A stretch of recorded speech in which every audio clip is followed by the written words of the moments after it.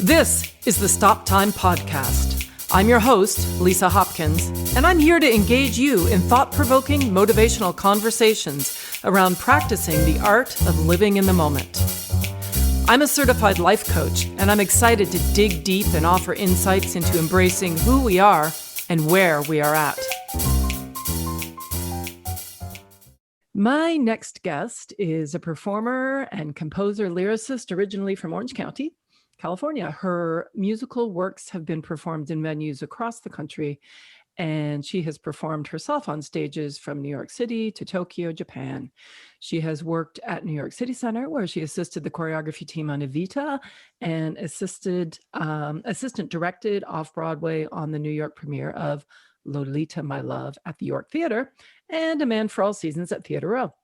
She is most recently collaborating with the Lightning Thief's Rob Rokicki on Breathe, a show conceived and written during the pandemic by New York Times bestselling novelist Jodi Picoult and playwright Timothy Allen McDonald. It is my great pleasure to introduce you today to Rebecca Murillo. Rebecca, welcome.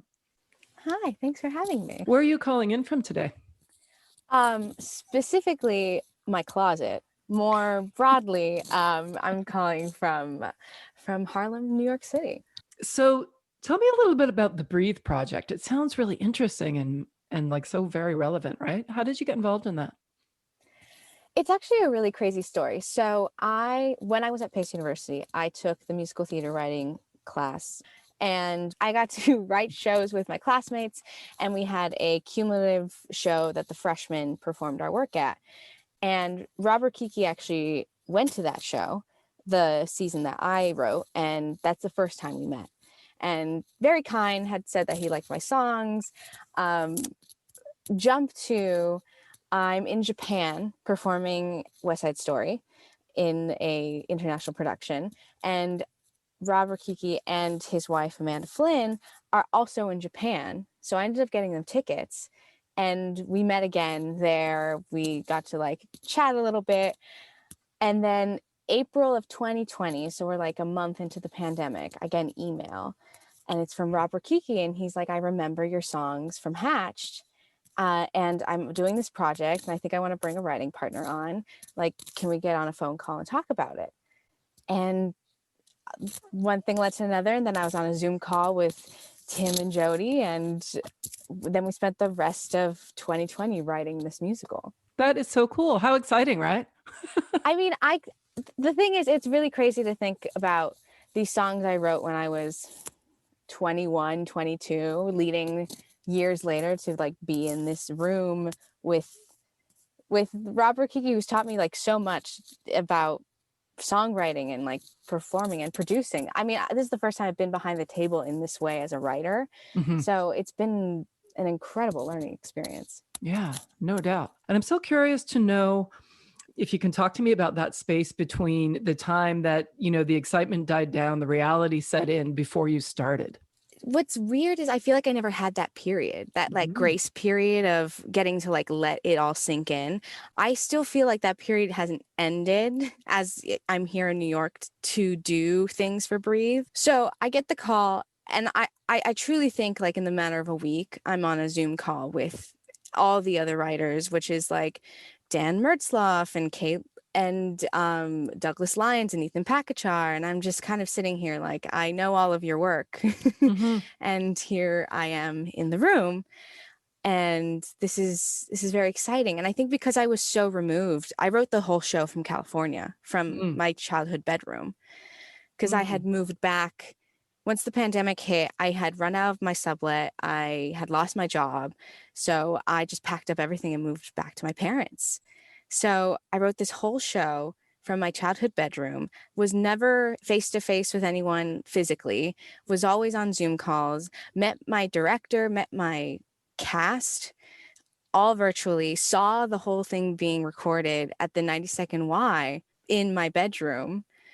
So I feel like I never realized how real this thing was until I was in the recording studio with Rob and Danae Benton. And I was like, oh, okay. This is real. This wasn't a fever dream I had throughout 2020. Wow. That's so interesting. I'm hearing so many things. Like on the one hand, you're saying you were and still are completely absorbed in the process, meaning you were saying, like, it's funny when you think about process as the journey, right? Versus Hmm. the time you need to process, which you've never had because you've actually just been in the process. Like you're literally continuing to be in it, which is really fascinating, right? Do you think there'll be a moment at which you'll be able to take, pardon the pun, but a breath, and reflect back on? Like, is there any sort of sense of what that might look like for you when it's when it's up and running and you're moving on to the next thing? I think it will be opening night. We technically do have an opening night planned, and it's the day that the album releases Mm. on May 14th. So I think it's going to be the act of like opening Spotify and being able to see a very personal song I wrote for these two characters who are very personal to me, singing on a platform that is available to all. I think a mixture of that and like sitting in the 90-second Y watching what we created for Mm. essentially an entire year. Are you going to actually get to be there? Are you going to go? Yeah, I unsure about how the COVID protocols and all that work, but we have a date, we have an invitation, so I think it'll be sitting in the room with everybody who created the piece. And for me, meeting everybody for the first time, Yeah. then I will be like, okay, I helped create a very special thing. And I think it will now officially sink in that I've done that. Very exciting. I'm so curious to know, obviously we're busy, thankfully very busy during this time doing something really meaningful. It's been a challenging year for all of us, obviously. What would you say, for you personally has been the biggest challenge for you during this time? I think I'm a person who's pretty good at isolation. That's just been my personality since I was very young. I knew very at a very young age how to be alone with myself, but I think it was allowing myself to grow and not wanting to stay the same person or in the same spot that I was. Like, I think at the top of the pandemic, a lot of us thought this was a 2 week stint. This was going to be 2 months at the most. Mhm. And I already was like, okay, I lost my one theater job. I'm going to be back performing for my summer gig, and I'll be doing all this stuff I had already planned on doing. My life will like continue the way I wanted it to. And the more and more apparent that we weren't going to go back to normal, that people were dying, that there are other things on the table that like were important. I think it took a while for me to let go and be like, I'm not going to be the same person I was. I'm probably not going to be even the same performer I was. Now I'm very grateful for that. Now I'm very happy with the person I've become after sitting with myself for a year. But I think the hardest thing was letting go of who I thought I needed to be and what had already planned out my like life to be. Mm. And I think So if I hadn't done that, I don't think Breathe would have come into my life the same way it has now. interesting. Do you have a sense that you were open to receive in a different way and that's why it came to you? I think so. And I think that once I was able to accept that, like, we just can't have the life that we had before, I was more excited about seeing the possibilities of what could be built Mm. and who I could become. And like the new person I had yet to meet, but was like now willing to invite to be discovered. Yeah, absolutely. That's really beautiful. I'm hearing that that your biggest challenge turned into the biggest gift. Yeah, that's actually a really nice way of putting it. I actually hadn't even been able to verbalize that until you asked me this question right now. I just knew that something like had drastically changed and I had to mourn the loss of like who I thought I was going to be. But yeah, I think it's nice to be able to sit and celebrate it now. Mm. And I think it helps with healing from like what a crazy year it has been. Yeah, no, absolutely. And you are, you're a young person, and that that brings with it all of those limiting beliefs about what you should do next, and the systems in place that you were willing to follow, it sounds like, because you knew how to do it. And so one job gets taken away. All right, well, I've still got 7 other things down the pipeline. And then you started to realize that it wasn't just the jobs being taken away, the system is changing. Yeah, I think it's the systems are changing, and again, I'm 24. I'm very young, and not to bash other 20-year-olds, but like, you're 20, like, I feel like your 20s are, in a good way and a bad way, very selfish. And Mm. I think I had to learn that it's not all about like what my trajectory is. It's about the people in my life, and I think it just got my priorities in check. Mm. And that's not to say like theater's not important. I think theater is very important, and I will continue to be doing theater, whether that's behind the table or in front.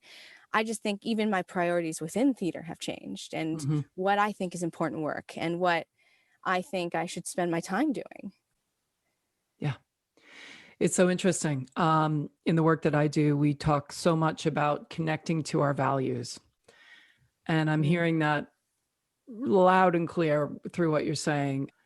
Yeah. And I think that's a lesson that I comes with time. And I think I would have learned it later if we hadn't had to stop the world. Mm.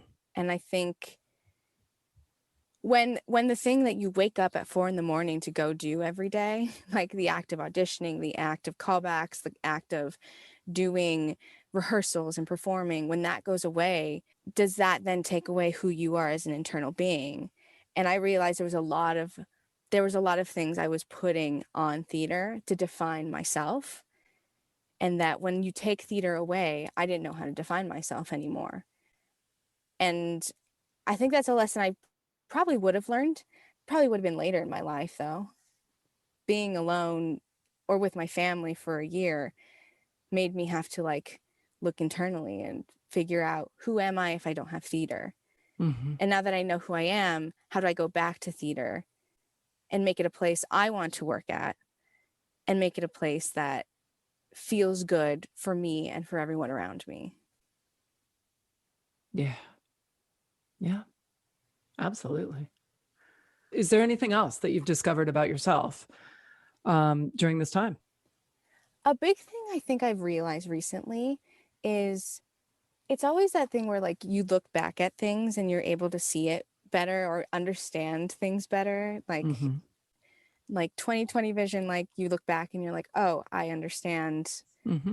I understand things better than I did when I was 18, than when I was 22, 23 even, because now we've had a whole year of this pandemic. And I think one of the big things I realized is I've been told a lot through my career that I had to choose, I had to be one thing. If I wanted to be a director, I had to leave performing. If I wanted to be a composer, I needed to spend all hours of the day doing that and not be on stage. And I think one of the big things I'm realizing now, but has been building up through this pandemic, is if it's really something you're passionate about, there's no either or. Like, you can be multifaceted and make it work. Hmm. Yeah. Yeah, I think a big thing I learned is I was tired of hearing no. And so I was like, I'm going to make what I can make possible. Yeah. Sounds like you turned no into yes and. Yeah. Yeah, because and the thing is, I know my own limits. And that's another thing. Actually, another thing I would add on to that is I've now learned my emotional and like work limits. Like, I used to just like work really hard, be so burned out, unable to function, specifically in college, but even after college. And I think I was able to set boundaries Mm. and be like, I'm doing this. And I would like to say yes to this thing, but I also would like to sleep well at night. So I'm going to put this on hold. Thank you for the opportunity. And I'll come back to it when I have the time. Mm. Honoring yourself. Yeah. And I think it's a mixture of those two, of like being yes and, but then also knowing when I've hit my limitations, and knowing that, especially when it comes to something like writing, where it's something like it's on my time, I can always come back to it. Hmm. I mean, I hadn't sat down and worked on a musical I'd been writing for almost 2 years when Breathe came Yeah. knocking on my door. So that for me was like, okay, doesn't, I will leave all the doors open, but I'll never just say no just because I can't be more than one thing. Mm. Yeah. It makes perfect sense when we're making choices that we make value-based choices and we make conscious-based choices, not fear-based, right? What do I have to give up in order to say yes to this? And then how do you do that if two things are wonderful? Well, you check in with your values, which is exactly what you just demonstrated. What was your value there when you were saying no to something and putting it on the back burner? I think it's a mixture of things. I think it's being able to go to bed at a decent hour. But I also think it's creative energy, Mm, because I think I have found if I put too much creative energy at once and I go to something else immediately, there's mhm, nothing to pull from. mhm, When we finished Breathe, I moved on to go work on another piece I had been writing, and there was nothing. And only now am I like, oh, okay, I could touch that piece maybe in a week or so, maybe in a month or so. It's been a lesson for me to be, okay, I need to either put time between things, or I need to know that I have enough energy for both. Because mm. I just don't want to be in a place where even if I'm like behind the table and being like, I don't know. And it's not even that I don't know, it's I don't have anything to pull from. Yep. I don't have ideas. Hmm. Absolutely. No, that makes so much sense. And we are so programmed to say yes, especially when the opportunities are great. I think, yeah, there's benefit in saying yes and, because that's how you start meeting people, that's how you start your career. But I think there's a little bit of unlearning that needs to happen as you like start to figure out what you're doing and what you want to do. Yeah, it's so interesting. And I get why you interpreted the yes and as that, because I guess that is sort of the way it is in the world, which is just sort of add on to say yes, just say yes. It's funny for me, just to share with you, I think of yes and I think of the and as it relates to me, Oh, okay. if that makes sense. So it's not like yes and I'm going to do something else, but more like yes and this is why it's important to me. How does it connect to me, if that makes sense? That's so much more intriguing. Mm. I like that definition better because that just makes it more clear and more personal. And I think that makes the work better when you know why you're doing something. Exactly. So, instead of just saying yes for yes sake, you're saying, yes, I'm interested in doing that. And this is why. And maybe I can't because, so the ands are all sort of just thinking about it, thinking, giving yourself that space between, thought and action, literally. Yeah, I like that. What is your definition of living in the moment? The first word that came to mind is authenticity. Hmm. And I think this is something I've personally discovered with myself, and I'm sure many other people have during quarantine, is what do I put on to exist in the world? And when am I just genuinely myself? And I found the moments of life that I enjoy the most are when there's nothing to be put on. It's just me existing. For me, living in the moment is when you're able to absorb what is going on around you and like listen and see what is happening while you yourself are not putting anything on. Mm. Mm. That's beautiful. Yeah. How often would you say you're able to practice that? It's a good question. I feel like I can clock it better now. I feel like there are times where I will be talking to certain people and I'm like, why is my voice pitching higher? Mm. Why are my mannerisms changing? Why am I changing my speech pattern or my vocabulary right now?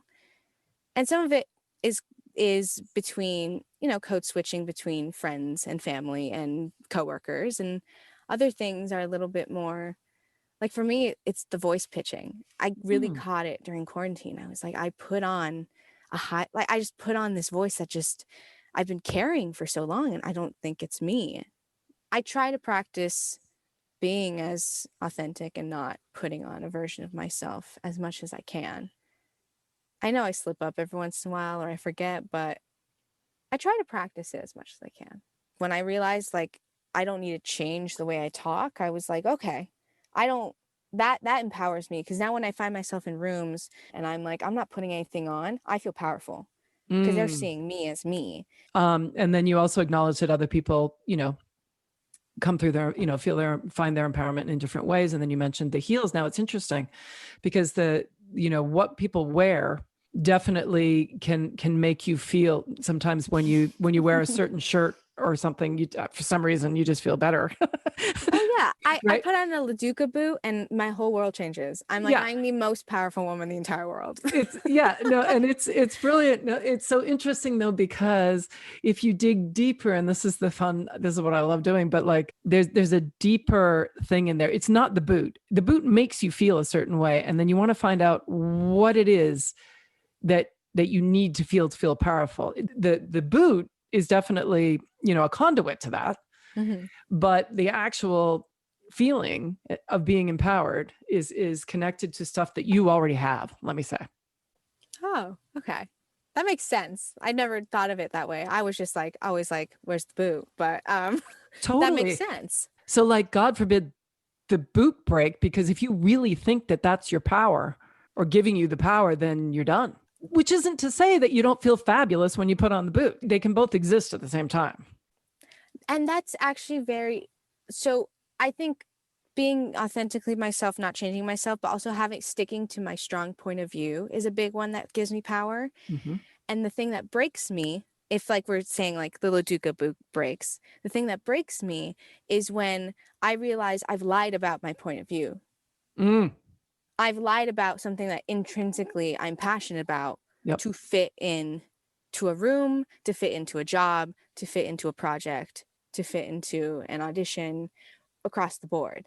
And that's the thing I walk away feeling icky about. And I'm like, oh, I've regardless of what happens with job or peace, I now feel like someone knows an inauthentic version of me. Yeah. Oh yeah. So no, but the fact that you feel shitty about it is fantastic, because it's telling you that you're not honoring your values. And I think it takes a second, because I mean, I would say almost throughout college, I changed the way I thought about things to match with the majority. And I think it's just as these things are happening in my life and I'm coming into my own, and people are like, what do you want? What do you want to do? I'm realizing I can't be wishy-washy about the things I want to do, or nothing will happen, Mm. especially when it comes to like diversity and inclusion. I mean, that's what got me behind the table in the first place, like making sure people of color feel safe and feel seen. And for me, if I'm not even 100% sure about my stance on that, how is anyone else supposed to feel comfortable or safe? Yeah. If the goal becomes to be not to be empowered, but to be yourself, Mm-hmm. then you can't fail in any situation, because even if someone doesn't receive you as yourself, it doesn't matter, because your goal was to be yourself and you showed up that way. Yeah, I think it's just what you were saying, like sitting down and being like, okay, I can't judge younger me. Younger me didn't know. And why Mm-hmm. she did those things? Probably out of, you know, wanting to be liked by peers, insecurities, not knowing any different. Um, but yeah, I can't judge younger me for that. I just have to try and make best version of slightly older me. Well, and what's beautiful about that is, just like we said earlier, with the gift from the discomfort of this year and the challenges of this year, younger self has given you a gift now of knowing what works and what doesn't work for you. Yeah, and I think that was really prominent when I was living where younger self used to live. It Mm-hmm. was very weird to inhabit a place I had last lived in when I was 18 years old, Yeah. and in a bedroom that was designed when I was 16. Like, it was Mm-hmm. very odd to be 23 sitting in that space and being like, okay, Yeah. um, I know who I was. Now let's figure out who I want to be and who I'm going to be. Yeah. Well, that leads perfectly to this question I had for you. Great. I love a good segue. I love a good segue. So if nothing ever stood in your way, what would your life look like? Oh my gosh. The first thing I wanted to say was I would be where I had always dreamed of being, but I don't even know what that is anymore. Mm. Like, when I heard that question, I thought, oh, I'm trying to do that currently. Like, I'm trying to be not scared to try new things, whether that's as whether that's like writing a musical, or whether that's like jumping out of an airplane. Not like that's something on my to-do list for the next month, but something I thought about because I thought, if nothing's standing in my way, what would I try? What, if anything, do you think stands between you and who you want to be? The fear of being wrong. Hmm. Specifically, being wrong in that it hurts others. My brain jumped to work. So being a part of creating inclusive work and trying to make spaces where people like me and not like me who want equity can feel safe to create. And I don't know why my brain jumped to that. I think it's just a big conversation I've been having with myself and like what I want to be doing in the future, and what stops me from the big things I want to accomplish in my future of lending a helping hand with that is the fear of being wrong. Even though I know when you're wrong, you then get to like figure out, okay, that didn't work, so what's right? But because it's now just not me, it's me trying to uplift community, and now it's not just me, it's me and other voices that scares me. It exists. The fear exists. It's there for a reason. Yeah. And it reveals some other beautiful things. Yeah. I had bad fight or flight in college. I mean, I would Yeah. leave rooms, I was crying all the time. Yeah. And I don't think a lot of people talk about that when they're talking about musical theater college, which for me, I'm very saddened by that, because I think it happens a lot more than people think it happens, whether that's in front of your class or whether it's alone in a bathroom or alone in wherever your living situation is. But yeah, the biggest growth is becoming friends with your fight or flight and having a dialogue with it in this way you're saying, where it's like, why does it make me feel like this? Yes. And then from there, okay, who am I? And who am I? And what makes me feel like this? What doesn't? And how do I best help myself in these situations? As opposed to thinking, this means I can't perform ever again. That's not it. That's not it at all. No, that's exactly right. Hey, Rebecca, where do you see yourself, say, in 5 years? I do see myself doing more of kind of what I'm doing now. I think what's hard about 5 years is, to me, sometimes 5 years seems like it's a million years away. And then I also think about how the last 2 years have just flown so quickly. And there's a part of me that wants to say I'll be doing exactly what I'm doing: writing, performing, directing, choreographing, on and off throughout the 5 years. And then there's a part of me that wants to say that in 5 years, I hope that the expertise that I've gotten along the way and the multifaceted things I'm able to do would help me to be in a position where I could help create spaces. I hope that if I'm not here in New York, that I'm somewhere where I'm able to do work that cultivates safe spaces and encourages people who are like me. Yeah, that's beautiful. What do you know will be true about you no matter what happens? Wow. I will always be a student of the world. I used to have this mentality of, oh, I'm too young to pick this up. I even had this with dancing, surprisingly enough, where I was like, I'm too old to do the dancing thing. That was false. I think I've come to this realization that I just love to learn. I mean, I just picked up the mandolin a month ago because I was like, I haven't learned anything in a while. Like, I want to learn something else. What can I learn? What can I learn about songwriting? What can I learn about these programs that I've never worked with? What can I learn about recording? I've never recorded an album. And I think that's not something that's going to go away, because I think that's just intrinsically how I got to this position, how I got here. I never put myself in this thing where I was like, I'm going to do X, Y, and Z. It was more like, I want to learn what that is. Yeah. I love that. All right. So we're going to just play what makes you, the first thing sort of that comes to your mind, let's say. Okay. All right. So what makes you hungry?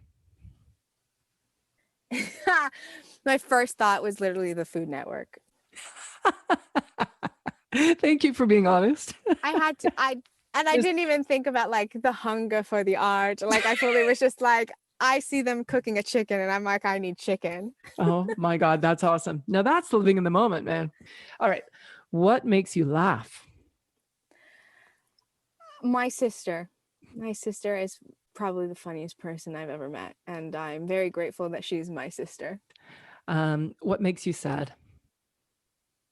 Like growing apart, like when there's someone in your life who you've known, but then you just realize like they're just growing out of your life. And that's not in a negative way. It's just you're growing into two different people that you don't, that don't mesh well together and are probably not going to be in their lives the same way. Hmm. Mm-hmm. Yeah. What inspires you? There was a lot of names of actors that just rushed to the top of my head, Hmm. like actors and creatives. So I will just sum that all up to like representation. Mm-hmm. Like when I see someone who looks like me or who sounds like my grandparents or looks like my parents or my sister or my community, it makes me want to celebrate it, which is something I kind of forget to do sometimes during these times because it's always like, let's have these deep conversations about how like you should exist in the world and or exist in theater unions or exist in theater. And I think we forget to like step back and be like, it should be a celebration. It should be a celebration of for me specifically of Hispanic people, of Latino people, of actors I get to see and I'm like, I want to do what they're doing. Or people who are on television. I'm like, you remind me of my grandma, and that makes me so happy and inspired. It makes me want to do that for someone else. Mm. Mm-hmm. Okay, so what makes you curious? First thing came to my head was like movies. There's something about the medium of film and like what you can do with it, specifically animation, but even just film in general. What makes you angry? Ignorance. Ignorance across the table. I don't know that. I don't know. I felt that very deep in my chest when I say ignorance, but it's just it's just the world as it is right now with everything that's happening, and it's just it angers me so much. Mm. What makes you grateful? It's almost cheesy, but just the gift of life. Mm. I don't think I've been as appreciative of it as I have been since this started. Looking back, I mean, it's sad. Like, we should all be appreciating the life that we have. But it really took the worst year ever to fully appreciate that and see that both in myself, in the people around me, and in the people like I don't know, and just like humans who inhabited my space and this earth. Like, I think I'm just very grateful for it. And and it's a bummer that took a pandemic to see it the way I currently see it now, but I'm grateful for it. Yeah. Amen, sister. What are the top 3 things that happened so far today? Today, Mm-hmm. they're very mundane, but I made myself an excellent fried egg. I listened to a new musical I'm very interested in called Ernest Shackleton Loves Me, and I got to talk with my roommates for a little bit, little things. What are you most looking forward to? Today, probably my mandolin lesson.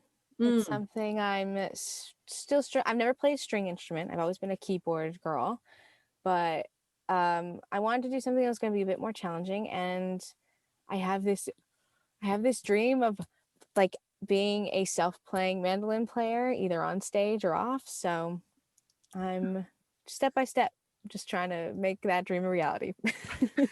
How cool is that? That's so cool. I can't wait to hear it. So, Rebecca, listen, I so appreciate you taking the time to be in the moment with me today. Thank you. Thank you for having me. I haven't gotten to talk about art in this way in a long time, or just like myself and my life. So I really appreciate this. Yeah. Thank you for having me. Yeah, it's been my pleasure. I've been speaking today with Rebecca Murillo. Thanks for listening, everyone. Stay safe and healthy, and remember to live in the moment. In music, stop time is that beautiful moment where the band is suspended in rhythmic unison, supporting the soloist to express their individuality. In the moment, I encourage you to take that time and create your own rhythm. Until next time, I'm Lisa Hopkins. Thanks for listening.